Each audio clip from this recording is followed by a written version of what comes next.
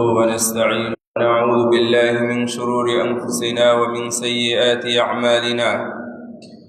من يهده الله فلا مضل له ومن يضلل فلا هادي له، وأشهد أن لا إله إلا الله وحده لا شريك له، وأشهد أن محمدا عبد الله ورسوله. أما بعد، فإن أصدق الحديث كتاب الله، وخير الهدي هدي محمد صلى الله عليه وسلم، وشر الأمور محدثاتها، وكل محدثة بدعة، وكل بدعة ضلالة، وكل ضلالة في النار. أعوذ بالله من الشيطان الرجيم. يا أيها الذين آمنوا اتقوا الله حق تقاته ولا تموتن إلا وأنتم مسلمون. يا أيها الناس اتقوا ربكم الذي خلقكم من نفس واحدة، وخلق منها زوجها، وبث منهما رجالا كثيرا، إن الله كان عليكم رقيبا. يا أيها الذين آمنوا اتقوا الله. وقال الله تبارك وتعالى: يا أيها الذين آمنوا قوا أنفسكم وأهليكم نارا وقودها الناس. هريرة رضي الله تعالى عنه قال: قال رسول الله صلى الله عليه وسلم: ما من مولود إلا يولد على الفطرة، فأبواه يهودانه أو ينصرانه أو يمجسانه، كمثل البهيمة تنتج البهيمة، هل ترى فيها جدعا. رواه البخاري. وعن أبي هريرة رضي الله تعالى عنه قال: سألت النبي صلى الله عليه وسلم: من أسعد الناس بشفاعتك يوم القيامة؟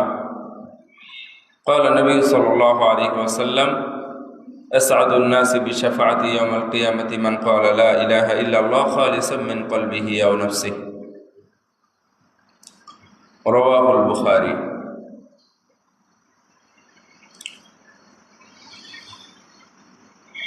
এই চাঁদপুর জেলার শাহরাস্তি উপজেলা আবু বকর সিদ্দিক রাদিয়াল্লাহু তাআলা আনহু কমপ্লেক্স মসজিদ মাদ্রাসার জুমার দিনের সম্মানিত মুসল্লিবৃন্দ, প্রশংসা সর্বাগ্রে জানাই সেই মহান রবের প্রতি, যার অশেষ মহিমায় অশেষ কৃপায় আমরা এই জুমার সালাত আদায়ের উদ্দেশ্যে মসজিদে উপস্থিত হতে পেরেছি।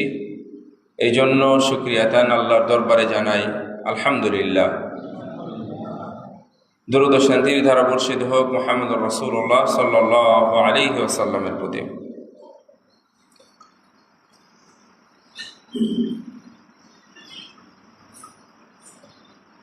এখানে যেহেতু কাতার ফাঁকা আছে, আপনারা চাইলে কাতারগুলো পূর্ণ করতে পারেন যারা বাহিরে আছেন। আপনারা যদি আগায় আসেন, জিনিসটা সুন্দর দেখাবে, ফজিলত থেকে অনেক এগিয়ে থাকবেন যদি সামনের জায়গাগুলো পূরণ করেন। আর এটা অসুন্দর সামনে ফাঁকা রেখে পিছনের কাতারে বসা। আমি যখন মদিনাতে যাই, যাওয়ার পরে একটা হাদিস প্রথম অনুভব করলাম, বুঝলাম। তোমরা যদি জানতে প্রথম কাতারে কি আছে, তাহলে হড়াহড়ি লেগে যেত, শেষমেশ লটারি করে জায়গা ভাগ করতে হতো। এটা হাদিস।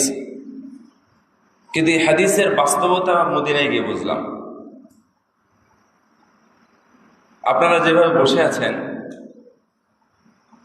এই পিছনের দ্বিতীয় কাতারে মানুষ আপনি তখনই দেখবেন যখন দেখবেন যে একজনেরও ঢোকার জায়গা নেই প্রথম কাতারে। বুঝতে পারলেন কথা? তার মানে একজনও যদি ফাঁকা থাকে তাহলে ও দ্বিতীয় কাতারে দাঁড়াবে না। কারণ অযথায় এই ফজিলত আমি বঞ্চিত হব কেন এই ফজিলত থেকে? এটা বিনা কারণে ওইখানে একটা জায়গা ফাঁকা আছে, তাহলে আমি এখানে এসে দাঁড়াবো কেন? তাহলে ওইখানে প্রথম কাতারে আমি যাব। এ ধরনের লোভ থাকতে হবে।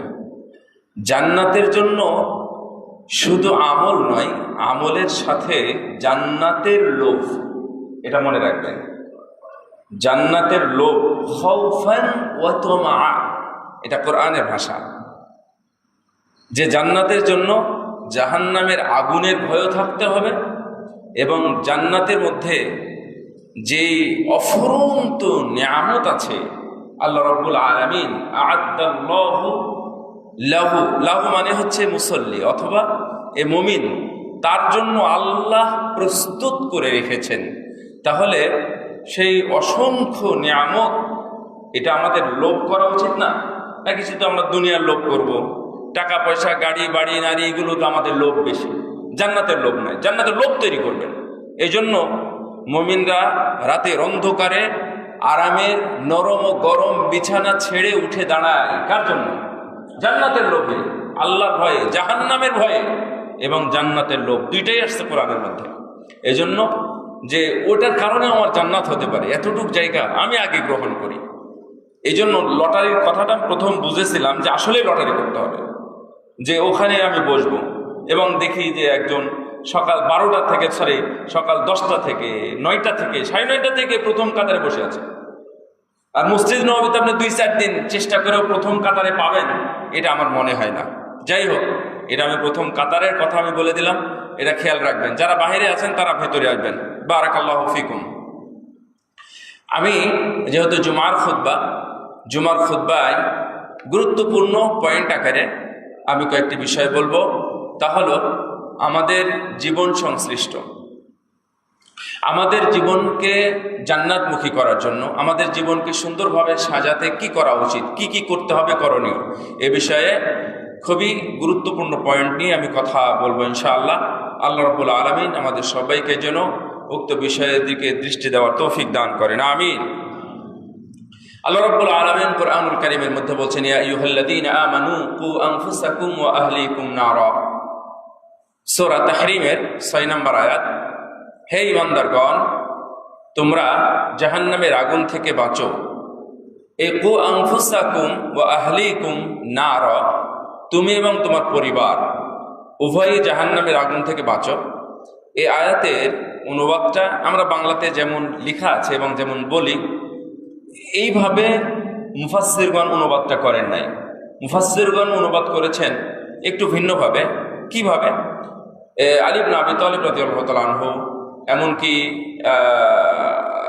দুহাক, মুজাহিদ, তারপর ইবনে আব্বাস রাদিয়াল্লাহু আনহুম, এনারা সহ বেশ কিছু মুফাসসির ব্যাখ্যা করেছেন এইভাবে যে আল্লিমু আওলাদাকুম। এই আয়াতের ব্যাখ্যা, এই আয়াতের অর্থ আল্লিমু আওলাদাকুম, তুমি তোমার সন্তানদেরকে শিখাও, ও আহলাহু, এবং তোমার পরিজনকে শিখাও।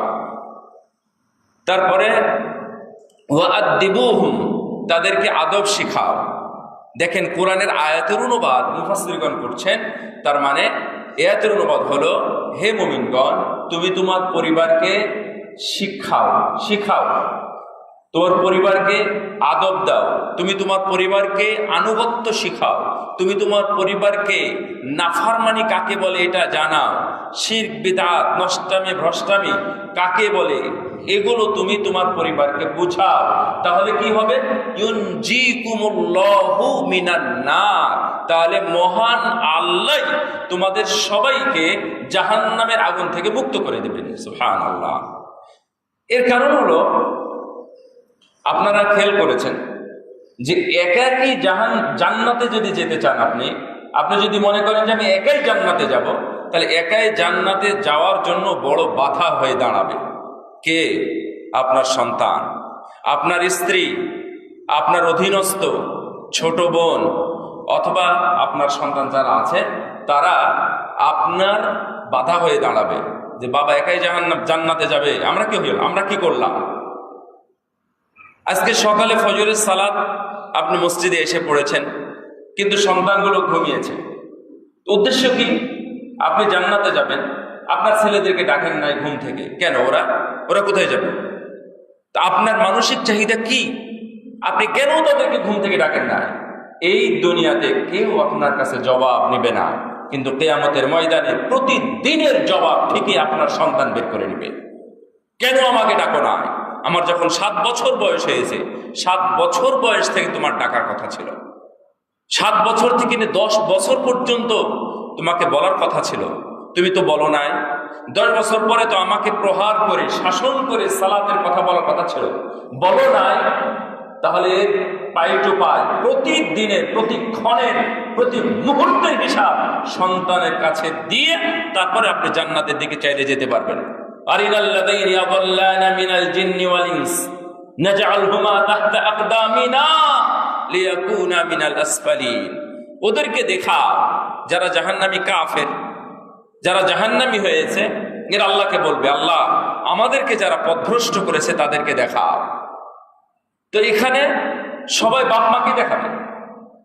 মা বাবার কারণে পথভ্রষ্ট হয়েছে, মা বাবার কারণে পদচ্যুত হয়েছে, মা বাবার কারণে মুসল্লি হয় নাই, মা বাবার কারণে নষ্টামির পথে, ভ্রষ্টামির পথে, বেহায়ার পথে, বেপর্দার পথে গেছে মা বাবার কারণে। মা কখনো তাকে পড়তে শেখায় না, তাহলে ও মাকে আগে বলবে। কু আনফুসাকুম ওয়া আহলিকুম নারা। তারপরে এই অংশটুকু আল্লাহ বলছেন ওয়াকুদুহান নাস ওয়াল হিজারাতু আলাইহা মালাইকাতুন গিলাদুন শিদাদুন লা ইয়াসুনাল্লাহা মা আমারাহুম ওয়া ইয়াফআলুনা মা ইউমারুন। আর এই জাহান্নামের খড়ি হবে মানুষ এবং পাথর। নাউযুবিল্লাহ। জাহান্নামের খড়ি হতে চান? জাহান্নামের খড়ি হবেন কেন? নাউযুবিল্লাহ বলেন, সবাই বলেন নাউযুবিল্লাহ। আমরা কেউ জাহান্নামের খড়ি হতে চাই না। বাচ্চারা তোমরা হিলান দিয়েছো কেন? স্ট্রেট বসো, এদিক ঘুরে বসো। হ্যাঁ, জাহান্নামের খড়ি আমরা কেউ হতে চাই না। এই জন্য জাহান্নামের কথা আসলে আল্লাহর কাছে অন্তত একবার চাইবেন, আল্লাহ তুমি জাহান্নাম থেকে বাঁচাও। আল্লাহকে একবার বলবেন অন্তত, আর নাউযুবিল্লাহ বলবেন। নাউযুবিল্লাহ মানে আল্লাহ তুমি জাহান্নাম থেকে মুক্ত করো, এটার অর্থ। নাউযুবিল্লাহ মানে মুক্তি চাই, মানে জাহান্নাম থেকে মুক্তি চাই। আলাইহা মালাইকাতুন গিলাদ, এমন ফেরেশতা থাকবে কঠিন হৃদয়ের অধিকারী, এবং তারা কঠিন, তারা চোখ দিয়ে দেখবে না, কান দিয়ে শুনবে না, হৃদয় দিয়ে কোনো অনুভব করবে না। এত কঠিন হৃদয়ের অধিকারী হবে সেই ফেরেশতারা।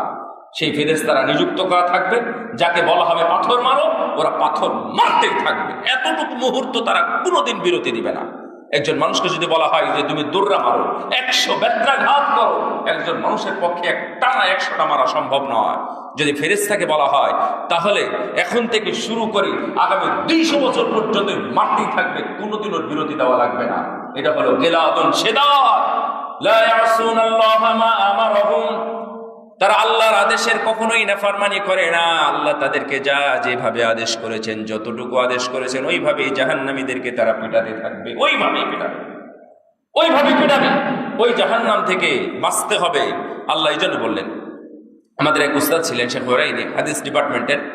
তো উস্তাদ, এই আমরা বড় বড় যারা এলিট পার্সন, এদেরকে নিয়ে ওনার কাছে যেতাম। এটা সরকারি একটা সিস্টেমে। তো গেলে আমি যতদিন নিয়ে গেছি অনুবাদক হিসাবে, তো ততদিন দেখেছি উস্তাদজি এই আয়াতটা আগে পড়তেন, ইয়া আইয়ুহাল্লাযীনা আমানু কু আনফুসাকুম ওয়া আহলিকুম নারা। উনি এটা বলে জিজ্ঞেস করতেন যে আপনার পরিবার কি এখানে আছে নাকি বাসায় আছে? বাসায় আছে। তো বললেন যে তাহলে আপনি যে জান্নাতের জন্য এসেছেন, হজ করলে জান্নাত যাবেন, তো আপনার পরিবার কি জান্নাত যাবে? আপনি যে বাঁচতেছেন জাহান্নাম থেকে, আপনার পরিবার কি জাহান্নাম থেকে বাঁচবে? আপনার পরিবার কি সালাত আদায় করে? ওরা কি পর্দার মধ্যে আছে? ওরা কি হালাল খায়? এই প্রশ্নগুলো করতেন। আমরা অনুবাদ করে দিতাম, ওনারা কি বলতেন আবার সেটা উস্তাদকে শোনাই দিতাম। আমি যতদিন গেছি ততদিন আমি আয়াতটা শুনেছি। এই জন্যই আপনার এই আয়াতটা একটু গবেষণা করে দেখবেন, এবং খুব সুন্দর স্মুথ তাফসীর করা আছে। লম্বা প্রায় 1.5-2 পৃষ্ঠা তাফসীর করা আছে একটা আয়াতের তাফসীর। এখানে সুন্দর করে বলা আছে, ইমাম দুহ্হাক অনেক সুন্দর লম্বা কথা বলেছেন এই আয়াতের উপরে। ভাইরা আমার, এই আয়াতের উপরে আমি কয়েকটা বিষয় বলবো। এক নম্বর হলো, আমরা যদি সবাই মিলে অর্থাৎ ফুল ফ্যামিলি ফুল প্যাকেজ যদি আমরা জাহান্নামের আগুন থেকে বেঁচে জান্নাতি হতে চাই, জান্নাতে যেতে চাই, তাহলে কয়েকটা ফর্মালিটি এবং কয়েকটা পয়েন্ট আমাদের অনুসরণ করতে হবে। পারবো না ইনশাল্লাহ? সবাই পারবেন তো? সবাই জান্নাতে যেতে চান? আল্লাহুম্মা ইন্নী আসআলুকা, বলেন তো, জান্নাতুল ফিরদাউস। আমরা সবাই জান্নাত চাই। আল্লাহ তুমি আমাদের সবার জন্য জান্নাতকে কবুল করে নাও, আমিন। আমরা যেন জান্নাতের সদস্য হিসাবে আল্লাহর কাছে গৃহীত হই, আল্লাহ যেন আমাদেরকে কবুল করে নেন, আমিন। জাহান্নামের আগুন থেকেও বাঁচতে চাই, আল্লাহুম্মা আজিরনি মিনান নার, বলেন। এক নাম্বার হলো, যদি আমরা জাহান্নাম থেকে বাঁচতে চাই, এক নাম্বার আমাদের জীবনের প্রতিটি স্তরে প্রতিটি জায়গায় হালাল উপভোগ্য হতে হবে। হালাল পণ্য, হালাল খাদ্য, হালাল ইনকাম, সবগুলো হালাল হতে হবে।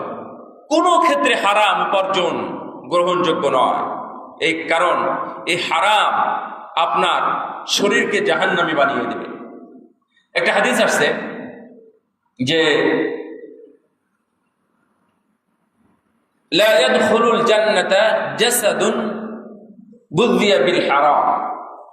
এই হাদিসটা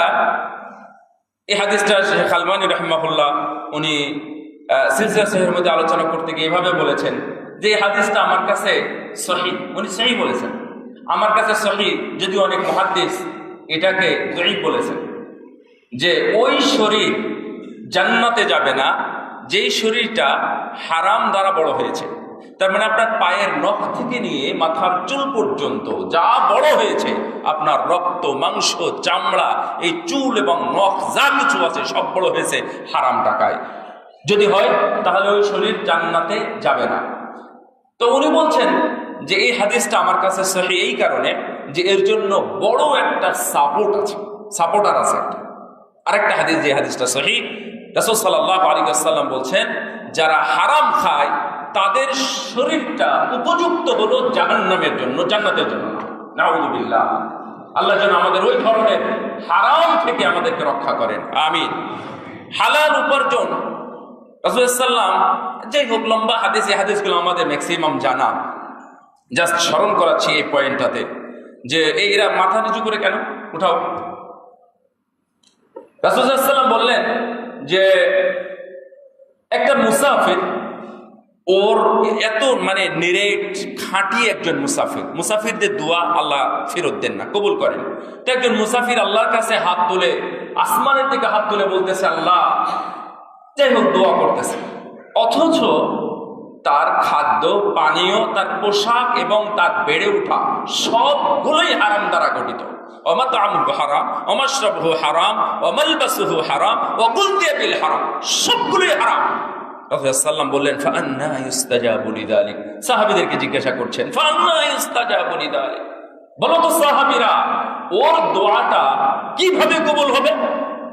আপনি দোয়া করেন না, রব্বানা আতিনা ফিদ দুনিয়া হাসানাতাও ওয়া ফিল আখিরাতি হাসানাতাও ওয়া কিনা আযাবান নার।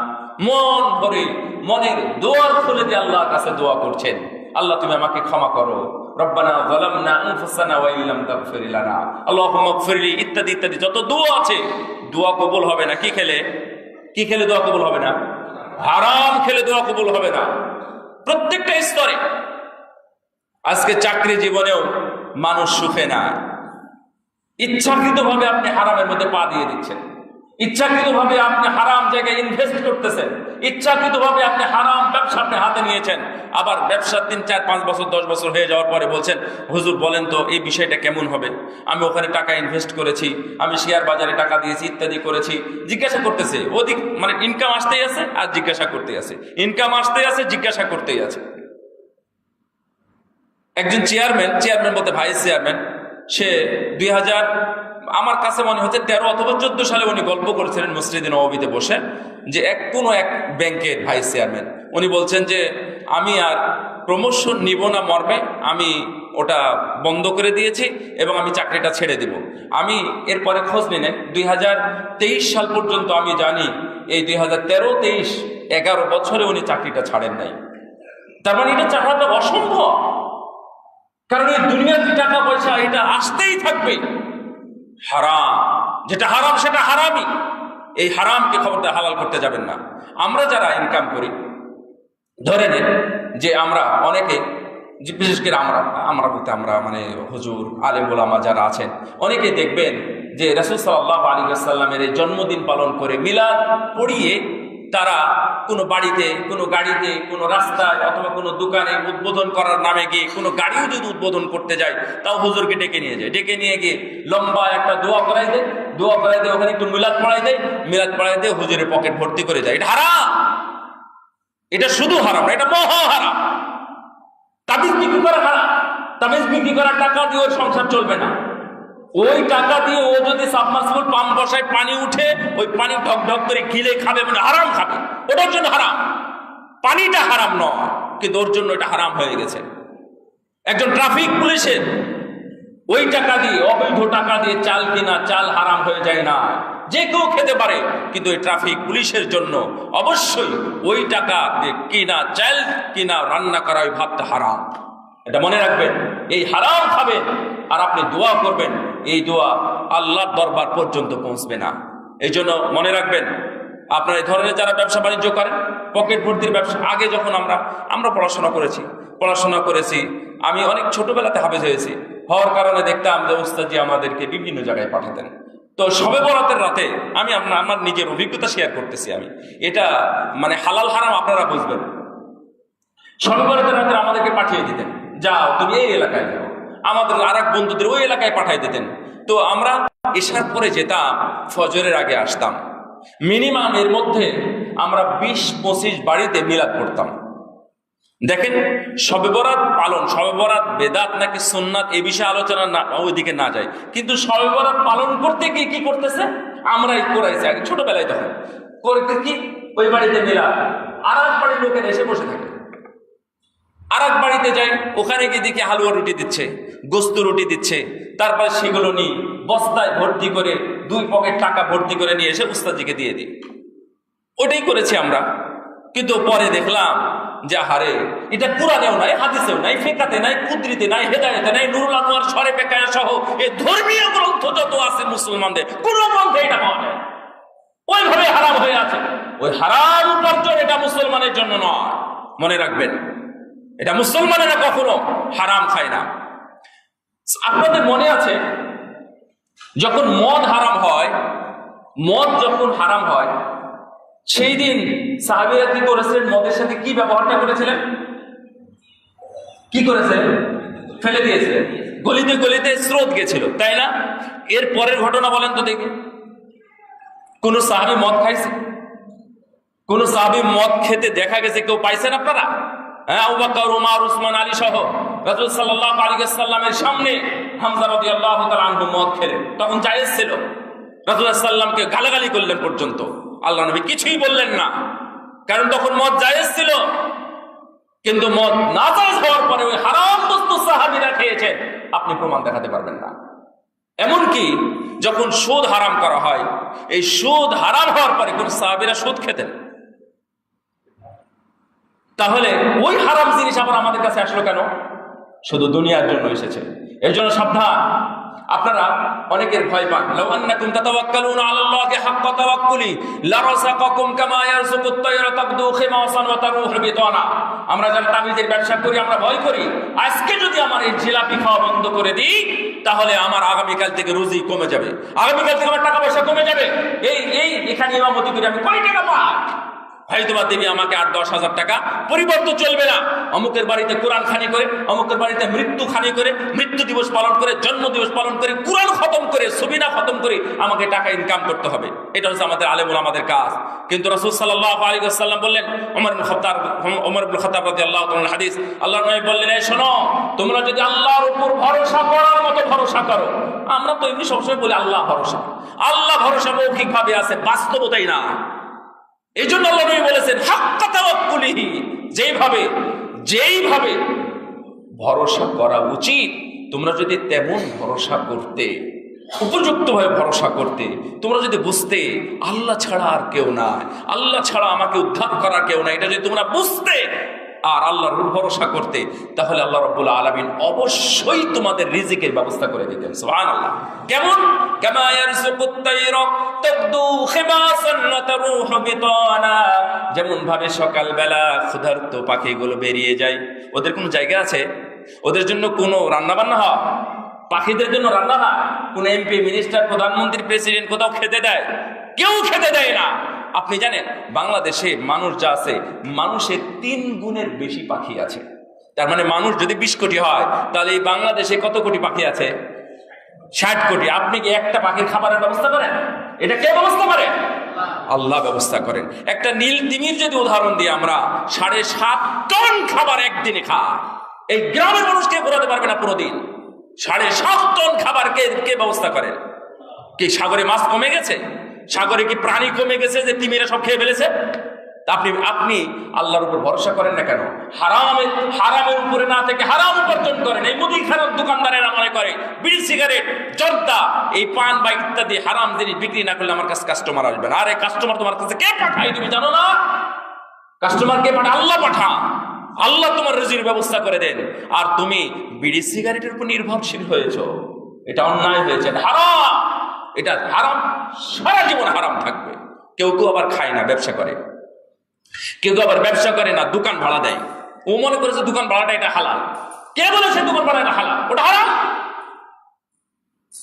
আপনার যেখানে দাড়ি কাটা হারাম, দাড়ি কাটা চেঁচে ফেলে, এটা হারাম। এটা আপনারা মনে রাখবেন। এটা হারাম, হারামই, এটা হারামই থাকবে। এটা কোনোদিন অন্য কিছু হবে না। দাড়ি কাটা চাচা হারাম, চেঁচে ফেলা হারাম। তো যেই দোকানে, যে ওর নাম কি বলে, নরসুন্দর, কি বলে, নাপিত, এই নাপিত যারা আছে, নাপিত যারা, এরা প্রতিদিন হারাম কাজ করে, হারাম উপার্জন ভক্ষণ করে প্রতিদিন। যাই হোক, আমার হালাল নিয়ে, হালাল হারাম নিয়ে আমার বক্তব্য ছিল না। আমার বক্তব্য ছিল আমরা কয়েকটা পয়েন্ট শুধু খেয়াল করব। 1 নম্বরে বলেছিলাম যে হালাল উপার্জন। আল্লাহ রাব্বুল আলামিন বলেছে, ইয়া আইয়ুহান নাস কুলু মিম্মা ফিল আরদি হালালান তাইয়্যিবা, হে মানুষ তোমরা হালাল এবং বৈধ পবিত্র বস্তু তোমরা গ্রহণ করো। হালাল এবং তৈয়ব, এই 2টা জিনিস যেটা তার মধ্যে আছে। যেমন এটা হালাল কিন্তু এটা তৈয়ব না, এটা খাওয়া যাবে, কিন্তু এটা হালাল, এটা খেতে পারবেন, আপনি চাইলে খেতে পারবেন। আবার কোনোটা তৈয়ব কিন্তু হালাল না। এই 1.5 মিনিট আগেই একটা মারা গেছে, এটা ভালো আছে গোস্তটা, গরু মারা গেছে, গোস্তটা ভালো আছে, কিন্তু তৈয়ব এটাকে বলা যাবে, কিন্তু এটা হালাল না।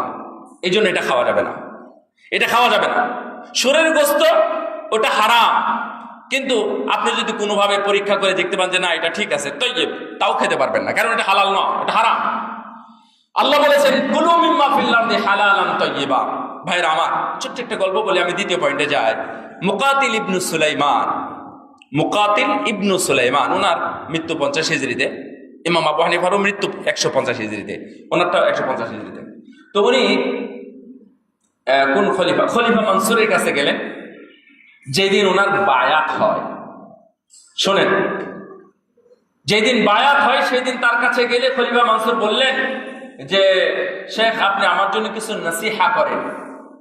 মুকাতিল ইবনে সুলাইমান শেখকে বললেন, আলেম মানুষ, অনেক বড় রাবি, আলেম মানুষ।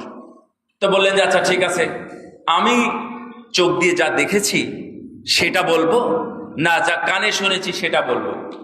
তখন খলিফা মনসুর বললেন যে আপনি আমাকে নসিহা করেন, আপনি চোখ দিয়ে যা দেখেছেন। তো উনি বললেন, খুব সংক্ষেপে গল্পটা বলি, আপনারা শোনেন, আপনারা হালাল হারাম নিয়ে অনেক টেনশনে থাকেন।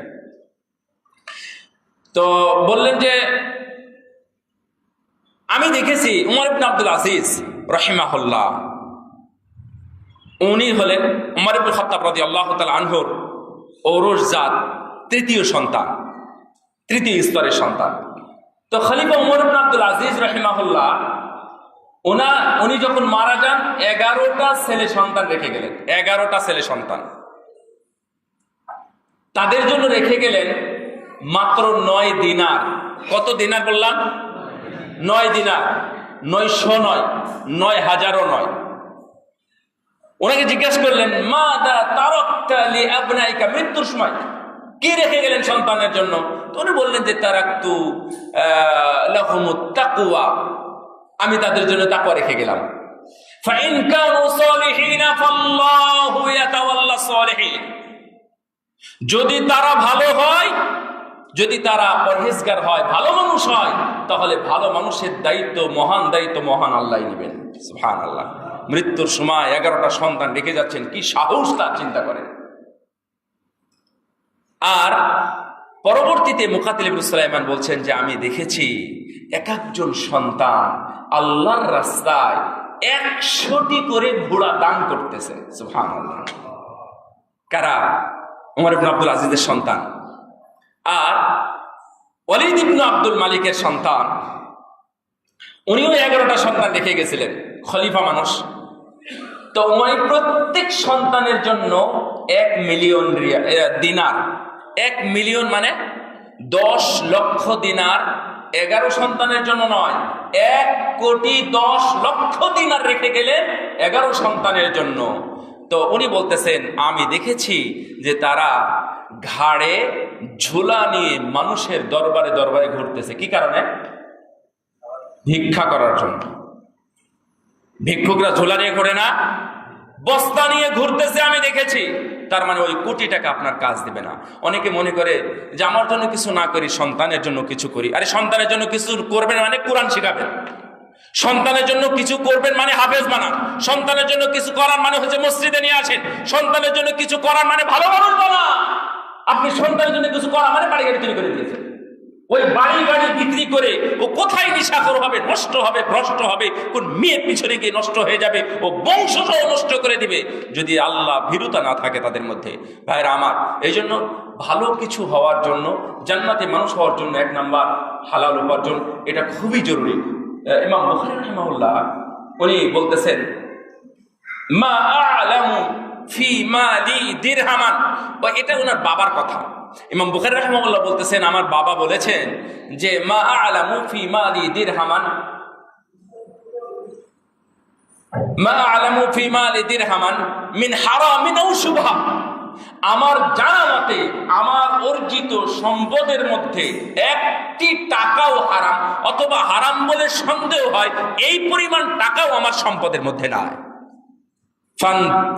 ফান্তাজা, উনি এই টাকা দিয়েই বড় হয়েছেন এবং মাকে বলে গেছেন, উনি মারা গেছেন ইমাম বুখারী যখন অনেক ছোট, তখন ইমাম বুখারীর বাবা মারা যান ইসমাইল, বলে গেছিলেন এই টাকা দিয়ে তুমি এই মুহাম্মদকে বড় করবে। সেই মুহাম্মদ অন্যের বাড়িতে খাই নাই।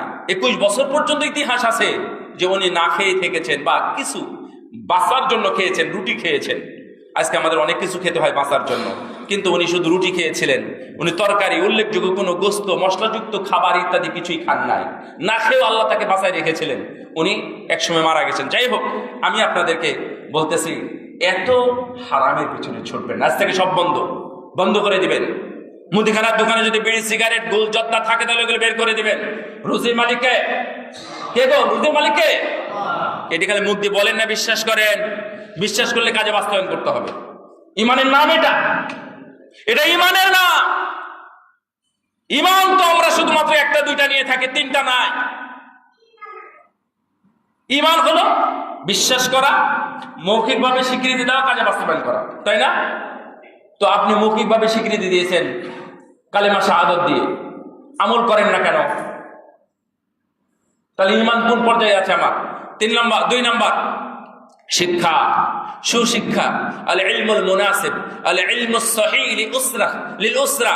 মনে রাখবেন, পারিবারিক শিক্ষা, সুন্দর শিক্ষা, উপযুক্ত শিক্ষা দিতে হবে এবং শিক্ষা গ্রহণ করতে হবে। 2টাই লাগবে, দিতেও হবে, নিজেও গ্রহণ করতে হবে।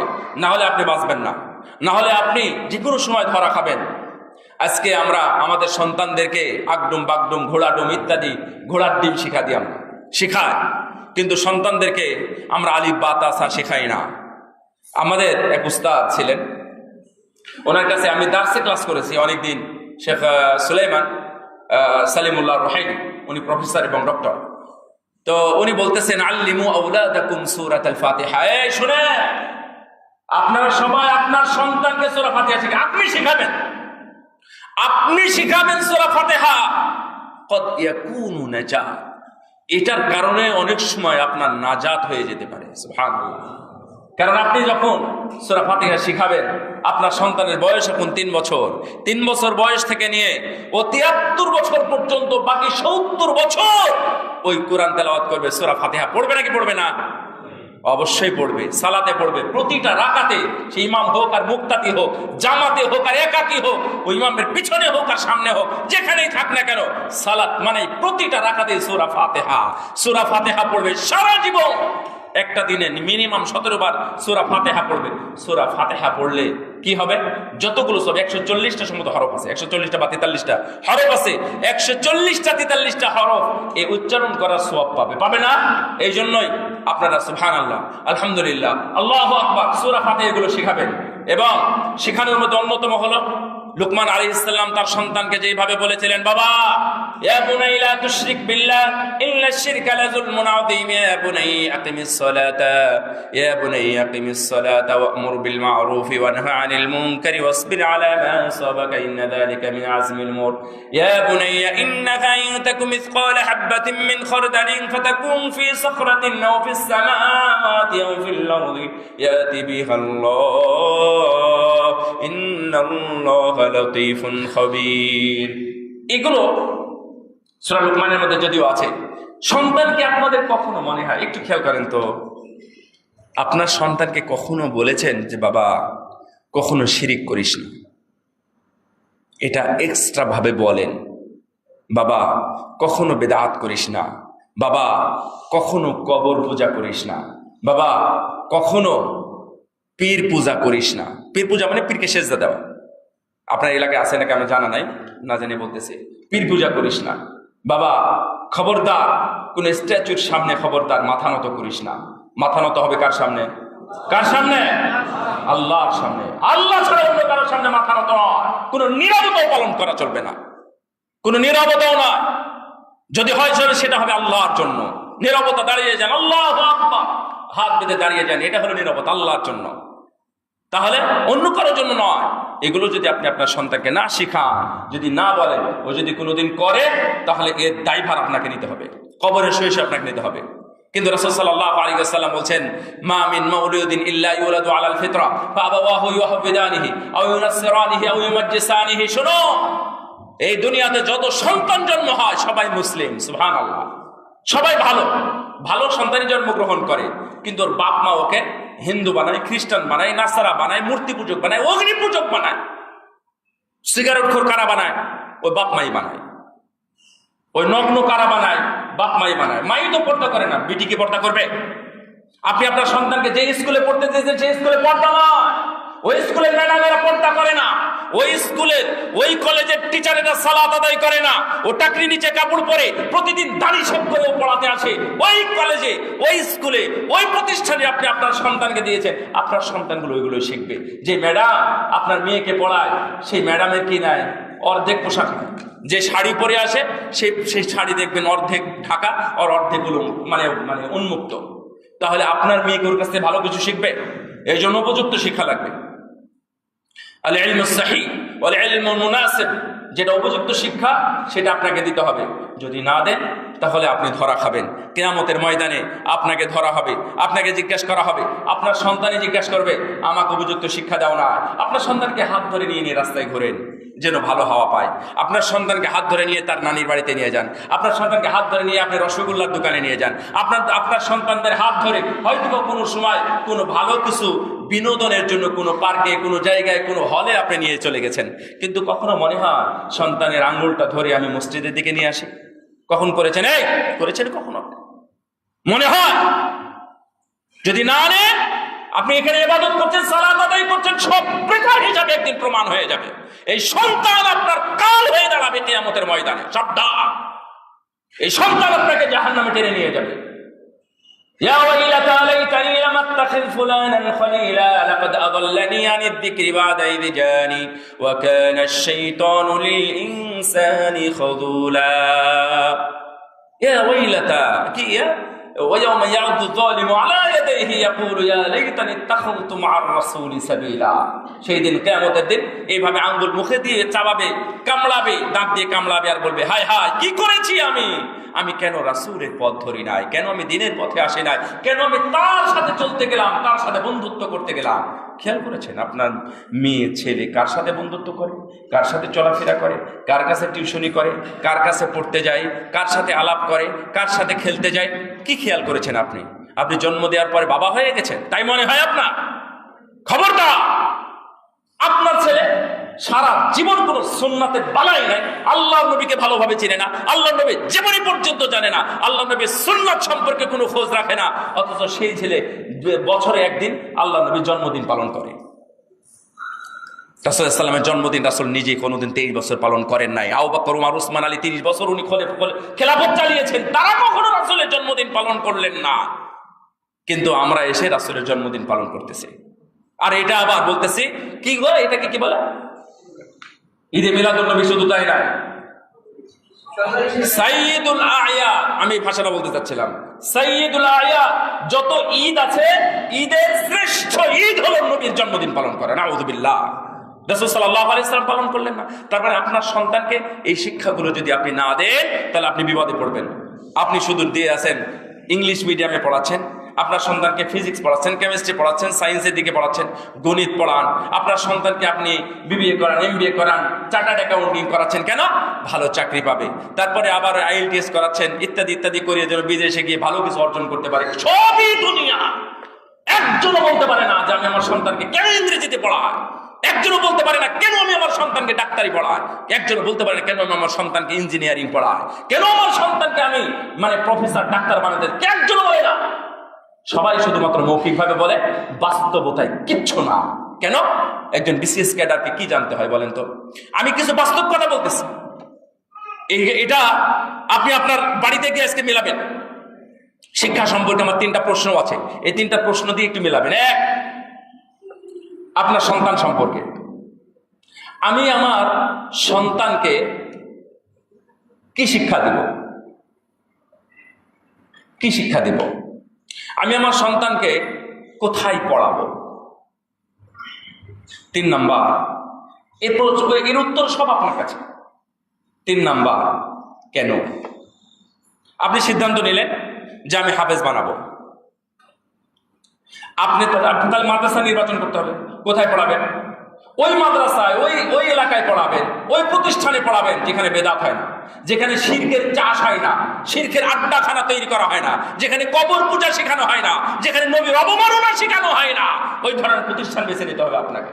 এবং 3 নাম্বার হলো যে আমি মুক্তি পেতে চাই, আমি জান্নাত চাই, এই জন্য আমি এগুলো পড়াবো। একজন উঠে দাঁড়াতে বলতে পারবেন যে আমি আমার সন্তানকে ইংলিশ মিডিয়ামে পড়াচ্ছি যেন আমি জান্নাত যেতে চাই? সাহস আছে? থাকলে দাঁড়ান, একটু শিখি আপনার কাছে, দেখি আপনি ইংলিশ মিডিয়াম নিয়ে কি করতে চান।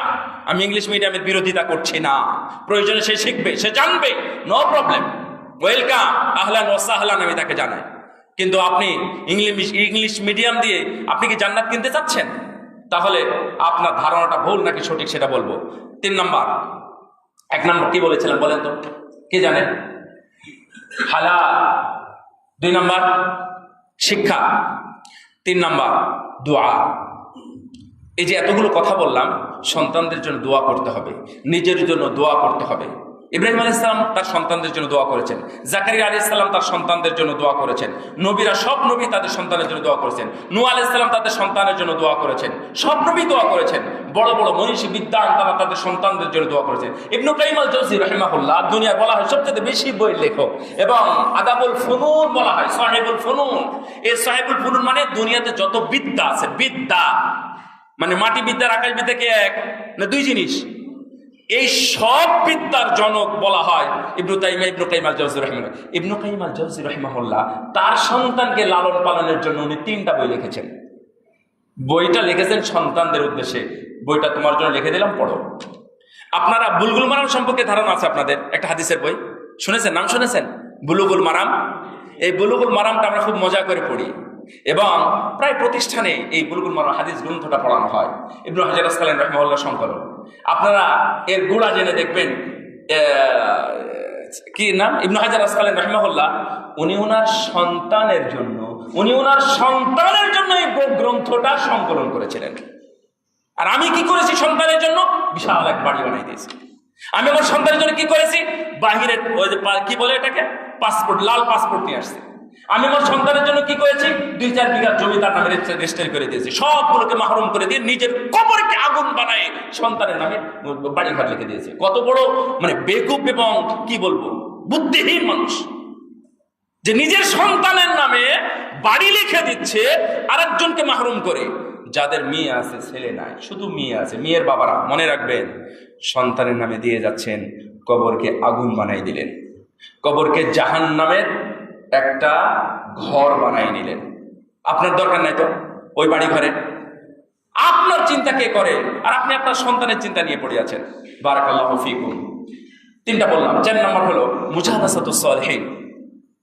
মুজালাসাতুস সালিহিন কেন বলতেছি? ওই আয়াতের ব্যাখ্যায় সাহাবীরা সবাই বলেছেন আদিবুহুম। আদিবু মানে আদব দাও। কি দিবেন? আদব। আদব, শিষ্টাচার শিক্ষা দিবেন। আমাদের সন্তানরা এখন শিক্ষিত হচ্ছে, তাই না? হচ্ছে না? কিন্তু বেয়াদব। শিক্ষিত কিন্তু বেয়াদব। 5ই আগস্টে গত বছর যে ঘটনাগুলো ঘটেছে এবং এই আজকের এই খুতবা এবং গত বছরের জাস্ট এই দিন তথা আগামীকাল 19শে জুলাইয়ের যে খুতবা, এই খুতবায় আমি ঢাকায় খুতবা দিয়েছিলাম। সেই খুতবায় আমার খুতবার পরেই মানে কঠিন একটা অবস্থা শুরু হয়ে গেল। মানে আমাকে মসজিদ থেকে আসতে দেবেন, আমি কিছুই বলি নাই। আমি বলেছিলাম এটা জুলুম। এইভাবে একজন বুক পেতে দিল, তার উপর গুলি করলো, তার মানে আপনি তাকে গুলি করে দিবেন? আপনি পুলিশ, আপনি দেশের কর্মচারী, আপনি কর্মকর্তা না, আপনি কর্মচারী। এই জনগণের টাকা, ওই যে বুক পেতে দিয়েছিল ওর ট্যাক্সের টাকায় আপনি বেতন পান, আপনি গুলি করলেন। আমি 12-13টা হাদিস বলেছিলাম, কিন্তু খুতবার পরে, সালাত পরে ঠিক এইরকম জায়গা থেকে 3য় কাতার হবে দাঁড়িয়ে বললেন, হুজুর বিয়াদবের একটা প্রশ্ন করি। বলেন, কি প্রশ্ন? আমি তো স্বাভাবিকভাবে নিয়েছি, আমি কথা বলি না, বলার জন্য মানে হার শুধু জবাব দিয়েছি। আপনাকে খুতবা দেওয়ার জন্য কে পাঠাইছে? আমি তো প্রশ্ন শুনে আশ্চর্য হয়ে গেছি। তো যাই হোক, উল্টা পাল্টা মেলা কিছু বললো। ও আরেকজন বলতেছে এইরা কিছু টাকা পাই, তো টাকার বিনিময়ে সেটা বলে যায়। আমি শুনে আশ্চর্য হয়ে গেলাম। তারপরে শুনলাম যে খুব মানে ঢাকাতে খুব গোলাগুলি হচ্ছে। ঢাকাতে বলতে আমি খিলগাঁয়ে খুতবা দিয়েছিলাম। খুব গোলাগুলি হচ্ছে। ডক্টর মুজাফফর মুহসিন আমার বড় ভাই, উনি বললেন যে তুমি যেখানেই আছো নিরাপদ জায়গায় ফিরে আসো, খুব গোলাগুলি হচ্ছে আমি যেখানে আছি। তো যাই হোক, ফিরলাম। তা আমি বলছিলাম যে ওই যারা বলছে যে টাকার জন্য খুতবা দিতে আসে, এই টাকাগুলো ওনাদেরকে ভাগ করে দিয়ে ওইভাবে চলে আসছে। যাই হোক, তো এই যে খুতবার কথা আজকে বলতেছি কেন, বিয়াদব কথাটা আমি বললাম। সবচেয়ে এলেম এবং তাকওয়া বেশি ছিল শয়তানের। এটা আপনাদের জানা আছে না? শয়তানের কি ছিল? এলেম, তাকওয়া দুইটাই ছিল। কি ছিল না? কি ছিল না? আদব, শিষ্টাচার ছিল না।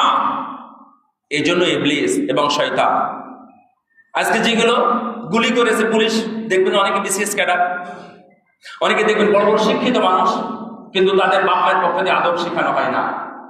এই জন্য বেয়াদব হওয়ার কারণে। আবার এর মধ্যে অনেক পুলিশ পুরস্কার পায় নাই। এই যে একবারে অগ্নি অস্ত্রের মধ্যে তাদের সাথে লড়াই করেছে, কিন্তু একজনের গায়েও টাচ করে না, জাতীয়ভাবে পুরস্কৃত করা হয়েছে তাদেরকে। আপনারা জেনেছেন, বিভিন্ন ইলেকট্রিক মিডিয়া, প্রিন্ট মিডিয়া আমরা দেখেছি।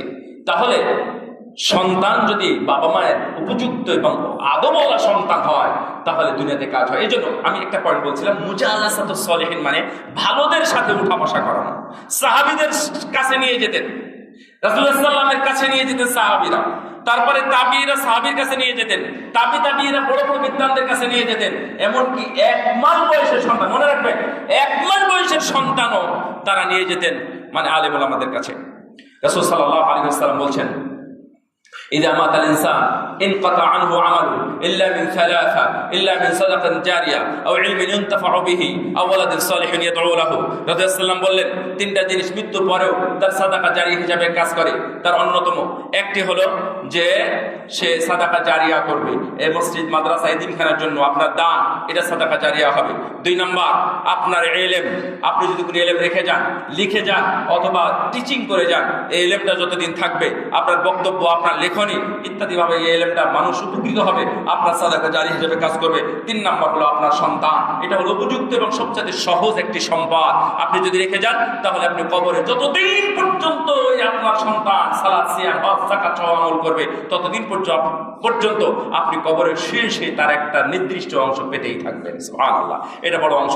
রাসূল সাল্লাল্লাহু আলাইহি ওয়াসাল্লাম বললেন, আবু হুরায়রা রাদিয়াল্লাহু তাআলা আনহু জিজ্ঞেস করলেন, ইয়া রাসূলুল্লাহ মান আসআদুন নাস বিশাফাতিকা ইয়াউমাল কিয়ামা, কিয়ামতের দিন আপনার শাফাত আগে পাবে কারা? রাসূল সাল্লাল্লাহু আলাইহি ওয়াসাল্লাম বললেন, আমার শাফাত আগে পাবে তারাই যারা মন থেকে, হৃদয় থেকে ইখলাসের সাথে একনিষ্ঠভাবে লা ইলাহা ইল্লাল্লাহ বলবে। বলেন তো, আবার বলেন, অন্তর থেকে বলেন তো। অন্তর থেকে যদি কেউ লা ইলাহা ইল্লাল্লাহ বলে তাহলে রাসূল সাল্লাল্লাহু আলাইহি ওয়াসাল্লাম বলেন ও আমার শাফাত আগে পাবে, আগে তারা জান্নাতে যাবে। তার মানে ইখলাস বড় একটা গুরুত্বপূর্ণ জিনিস। শুধু লা ইলাহা ইল্লাল্লাহ অনেকেই বলে দেয়। আপনার এলাকায় দেখবেন যে অসিত রায়, তারপরে প্রশান্ত কুমার দাস ইত্যাদি, এরা অনেকেই লা ইলাহা ইল্লাল্লাহ বলে, অনেকে আজান দেয়, অনেকে আউযুবিল্লাহ বলে। হিন্দুরা আছে বলে না, অনেকেই বলে, কিন্তু ওদের ইখলাস নাই, ওদের ঈমানও নাই। এই জন্য আপনার প্রতিটা কাজে ইখলাস নিয়ে কাজকর্ম করবেন, ইনশাআল্লাহ আল্লাহ রাব্বুল আলামিন কবুল করবেন। আমরা এই খুতবায় আপনাদের কাছে যে বিষয়টা বললাম এটা আমি নাতিজা বলছি। 1 নাম্বার, কখনোই হারামের দিকে পা বাড়াবেন না, হারাম উপার্জনের দিকে যাবে না, যে কোনো মূল্যেই হালাল খাবেন। ইনশাআল্লাহ আপনার এই একটা নীতির কারণে আল্লাহ আপনাকে নাজাত দিয়ে আপনাকে জান্নাতি করতে পারেন। 2 নাম্বার, যেটা শিক্ষা সেটা গ্রহণ করেন, অশিক্ষাটা গ্রহণ করবেন না। আপনার সন্তানকে অশিক্ষাটা দিবেন না, সুশিক্ষা, যেটা শিক্ষা উপযুক্ত কোরআন সুন্নাহ শিক্ষা, সেই শিক্ষাটাই দিবেন। এতে নাজাত আছে এবং ফ্যামিলি প্যাকেজ হয়ে আপনি জান্নাতে যেতে পারবেন। 3 নাম্বার, সন্তানদের জন্য অনেক দোয়া করবেন, অনেক দোয়া করতে হবে, পরিবারের জন্য দোয়া করবেন। অনেক সূরা ফুরকানের 74 নম্বর আয়াত দেখবেন, এটা হচ্ছে অনেক সুন্দর দোয়া। তারপর অন্য দোয়া আছে। ইব্রাহিম আলাইহিস সালাম তার সন্তানের জন্য দোয়া করছেন, আল্লাহ তুমি আমাকে এবং আমার সন্তানকে মূর্তি পূজা থেকে বাঁচাও। দেখেন আল্লাহ 2 সন্তানকেই নবী বানাইছে, সুবহানাল্লাহ। জাকারিয়া আলাইহিস সালাম বললেন, আল্লাহ তুমি আমাকে ভালো একটা সন্তান দাও। উনি কি নবী চাইছিলেন?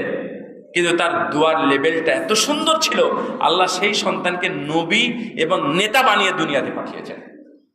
এই জন্য আপনারা বেশি বেশি দোয়া করবেন। 4 নাম্বার, ভালো মানুষের সাথে উঠা বসা করবেন, ভালো মানুষের সাথে বন্ধুত্ব পাতাই দিবেন। ভালো মানুষের সাথে, ভালো মানুষ মানে পরহেজগার, যারা মুসল্লি, যারা সিয়াম পালন করে, যারা শিরক করে না, বেদাত করে না, যারা বেপর্দা বেহায়াপনার মধ্যে থাকে না, এই ধরনের ব্যক্তিদের সাথে আপনার মেয়ের বন্ধুত্ব করাবেন এবং আপনার ছেলেদের সাথে বন্ধুত্ব করাবেন। আল্লাহ রাব্বুল আলামিন আমাদের সবাইকে এই উপরোক্ত 4টি বিষয়ের প্রতি বিশেষভাবে খেয়াল রাখার তৌফিক দান করুন। আমিন। ওয়া আখিরু দাওয়ানা আলহামদুলিল্লাহি রাব্বিল আলামিন।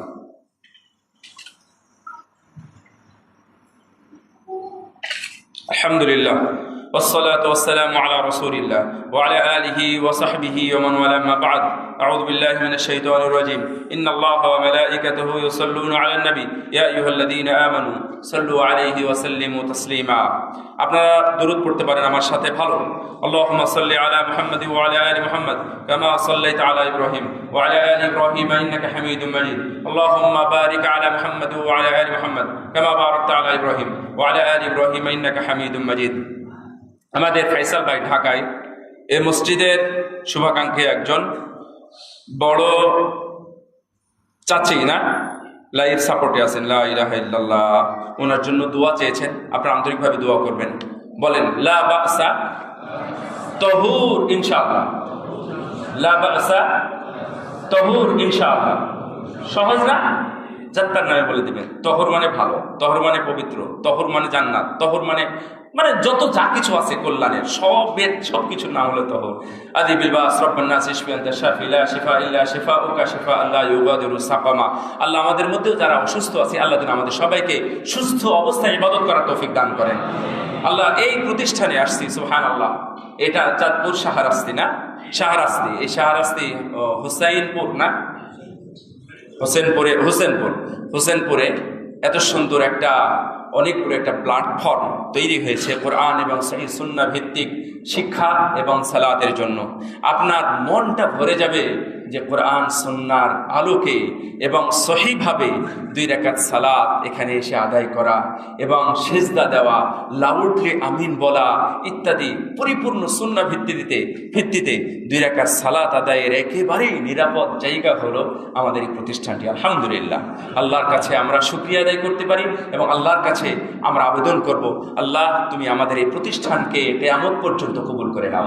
এর মধ্যে যারা পরিচালনায় আছে, আল্লাহ তুমি তাদের সংশোধনপূর্বক সুন্দরভাবে পরিচালনা করার তৌফিক দান করো। যারা এর থেকে দূরে আছে, আল্লাহ তুমি তাদেরকে কাছে আসার তৌফিক দান করো। এটা যেহেতু নাজাত এবং জান্নাতের জন্য, এর সাথে সংশ্লিষ্ট সবাইকে তুমি জান্নাতমুখী করো এবং জান্নাতমুখী আমল করার তৌফিক দান করো, আমিন।